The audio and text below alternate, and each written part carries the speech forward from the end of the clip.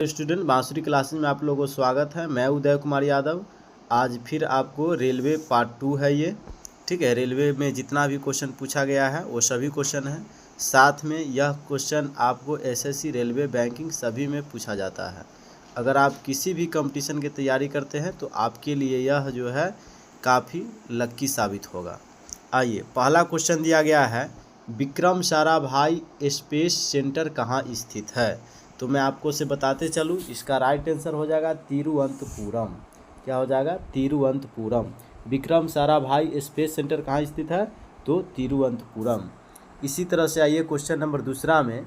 Question number दूसरा मेरा दिया गया है कि कवकों का अध्ययन क्या कहलाता है। तो कवकों का अध्ययन कहलाता है mycology. Mycology, option number A. इसी तरह से आइए क्वेश्चन नंबर तीसरा में कह रहा है कि सिक्कों का अध्ययन क्या कहलाता है। तो सिक्कों का अध्ययन कहलाता है न्यूमिमैस्टेटिक्स, ठीक है। ऑप्शन नंबर डी, न्यूमिमैस्टेटिक्स, ठीक है। इस तरह से आइए क्वेश्चन नंबर 4 में कह रहा है कि सेलुलर और मोलिकुलर जीव विज्ञान केंद्र कहाँ स्थित है। तो मैं आपको से बताते चलूँ, इसका राइट आंसर हो जाएगा ऑप्शन नंबर ए, यानी हैदराबाद। इसी तरह से आइए क्वेश्चन नंबर 5 में कह रहा है centre for DNA fingerprint and diagnostics अवस्थित है, यानी कहाँ पर अवस्थित है, ठीक है। डीएनए फिंगरप्रिंटिंग एंड डायग्नोस्टिक अवस्थित कहाँ पर है। तो आपको मैं बताते चलूँ, इसका राइट आंसर हो जाएगा ऑप्शन नंबर डी, यानी हैदराबाद। हैदराबाद। इसी तरह से आइए क्वेश्चन नंबर 6 में कह रहा है कि आधुनिक वर्गीकरण का पिता किसे कहा जाता है। तो मैं आपको से बताते चलूँ, इसका राइट आंसर हो जाएगा ऑप्शन नंबर डी, यानी लीनियस को। किसको कहा जाता है? लीनियस को। इसी तरह से आइए क्वेश्चन नंबर फिर 7 में आते हैं। 7वां क्वेश्चन कह रहा है कि कोशिका का अध्ययन कहलाता है। तो कोशिका का अध्ययन आपको साइटोलॉजी कहलाता है, ठीक है। क्या कहलाता है? साइटोलॉजी। इसी तरह से आइए क्वेश्चन नंबर 8 में कह रहा है कोशिका सिद्धांत का प्रतिपादन किसने किया था। तो इसका राइट जवाब हो जाएगा ऑप्शन नंबर बी, यानी स्लाइडेन एवं स्वान ने। नंबर 9 कह रहा है शैवालों का अध्ययन कहलाता है। तो शैवालों का अध्ययन कहलाता है phycology. Phycology, option number A इसका राइट जवाब हो जाएगा। इसी तरह से आइए क्वेश्चन नंबर 10 में कह रहा है कि नेशनल केमिकल लेबोरेटरी कहाँ स्थित है। तो मैं आपको से बताते चलूँ, इसका राइट जवाब हो जाएगा ऑप्शन नंबर बी, यानी पुणे। पुणे। इसी तरह से आइए क्वेश्चन नंबर 11 में क्या कह रहा है, कह रहा है मलेरिया रिसर्च सेंटर कहाँ है। तो मलेरिया रिसर्च सेंटर दिल्ली में है। ऑप्शन नंबर बी हो जाएगा, ऑप्शन नंबर बी, यानी दिल्ली। इसी तरह से आइए क्वेश्चन नंबर 12 में आएंगे, अंगूरों का उत्पादन संबंधित है।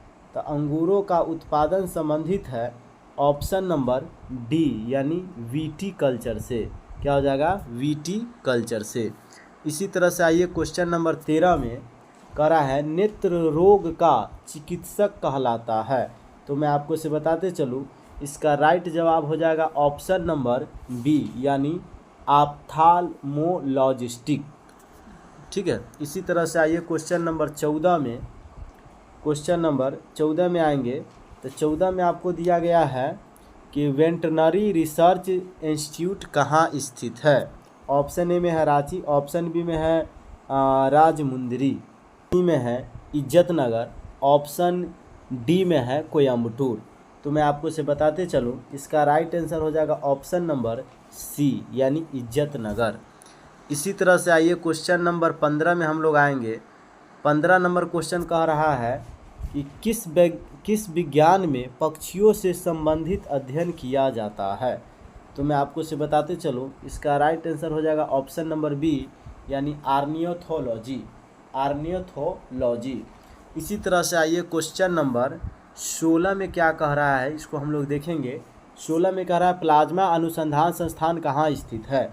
तो मैं इसको बताते चलूँ, इसका राइट आंसर हो जाएगा गांधीनगर। इसी तरह से आइए क्वेश्चन नंबर 17 में। 17 कह रहा है कि राष्ट्रीय डेयरी अनुसंधान संस्थान कहाँ स्थित है। इसका राइट आंसर हो जाएगा ऑप्शन नंबर ए यानी करनाल में। इसी तरह से आइए क्वेश्चन नंबर 18 में कह रहा है वायरस का अध्ययन क्या कहलाता है। तो वायरस का अध्ययन कहलाता है वायरोलॉजी।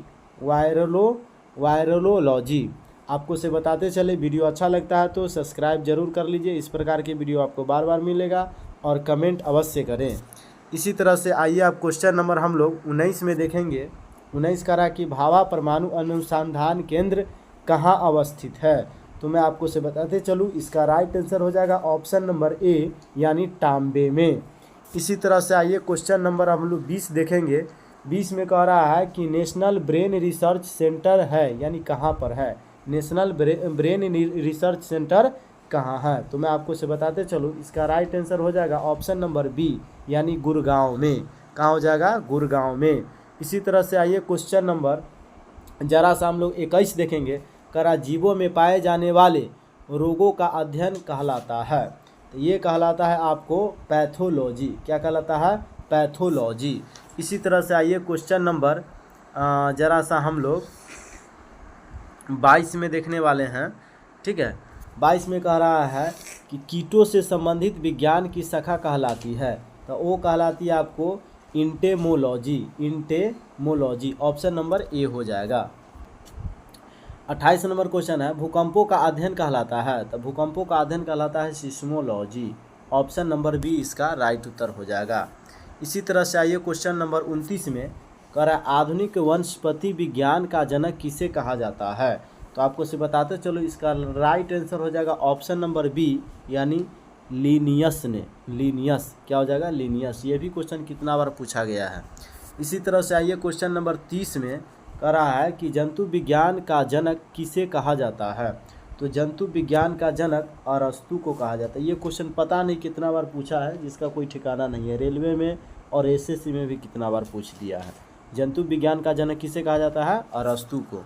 इसी तरह से आइए क्वेश्चन नंबर 31 में हम लोग देखेंगे। 31 नंबर क्वेश्चन कह रहा है ट्रेडमिल टेस्ट कौन सी चिकित्सा से संबंधित है। तो मैं आपको से बताते चलो, इसका राइट जवाब हो जाएगा ऑप्शन नंबर सी यानी गुद्दा से। क्या हो जाएगा, गुद्दा से। इसी तरह से आइए क्वेश्चन नंबर फिर 32 देखेंगे। कह रहा है होमोसिपियंस किसका वैज्ञानिक नाम है। तो होमोसिपियंस जो है मनुष्य का वैज्ञानिक नाम है। क्या हो जाएगा, मनुष्य। इसी तरह से आइए क्वेश्चन नंबर 33 में हम लोग देखेंगे। कह रहा है स्वप्न का अध्ययन क्या कहलाता है। तो स्वप्न का अध्ययन जो है ऑनियोरोलॉजी कहलाता है। ऑनियोरोलॉजी कहलाता है। इसी तरह से आइए अब क्वेश्चन नंबर हम लोग 34 देखने वाले हैं। 34 में कह रहा है कि केंद्रीय वनस्पति अनुसंधान संस्थान कहाँ अवस्थित है। तो मैं आपको से बताते चलूँ, इसका राइट आंसर हो जाएगा ऑप्शन नंबर ए यानी लखनऊ में। केंद्रीय वनस्पति अनुसंधान संस्थान कहाँ है, तो लखनऊ में। है फलों का अध्ययन कहलाता है। तो फलों का अध्ययन पोमोलॉजी कहलाता है। क्या कहलाता है, पोमोलॉजी। इसी तरह से आइए क्वेश्चन नंबर 36 में हम लोग आएंगे। क्वेश्चन नंबर 36 कह रहा है कि मानव विकास का अध्ययन क्या कहलाता है। तो मानव विकास का अध्ययन एंथ्रोपोलॉजी कहलाता है। क्या कहलाता है, एंथ्रोपोलॉजी। इसी तरह से आइए अब क्वेश्चन नंबर 37 में देखेंगे। क्वेश्चन नंबर 37 कह रहा है कि ऑस्टियोलॉजी किसका अध्ययन है। तो ऑस्टियोलॉजी जो है वह है अस्थिया का। किसका है, अस्थिया। अस्थिया मतलब हड्डी। ठीक है, यानी ऑस्टियोलॉजी किसका अध्ययन है, तो अस्थिया। अस्थिया मतलब हड्डी, यानी हड्डियों का अध्ययन। इसी तरह से आइए क्वेश्चन नंबर 38 में हम लोग देखने वाले हैं। कह रहा है केंद्रीय औषधि अनुसंधान संस्थान कहाँ अवस्थित है। तो आपको से बताते चले, इसका राइट आंसर हो जाएगा ऑप्शन नंबर ए यानी लखनऊ में। ठीक है, इसी तरह से आइए क्वेश्चन नंबर 39 में हम लोग देखेंगे। 39 कह रहा है कि केंद्रीय चावल अनुसंधान संस्थान कहाँ अवस्थित है।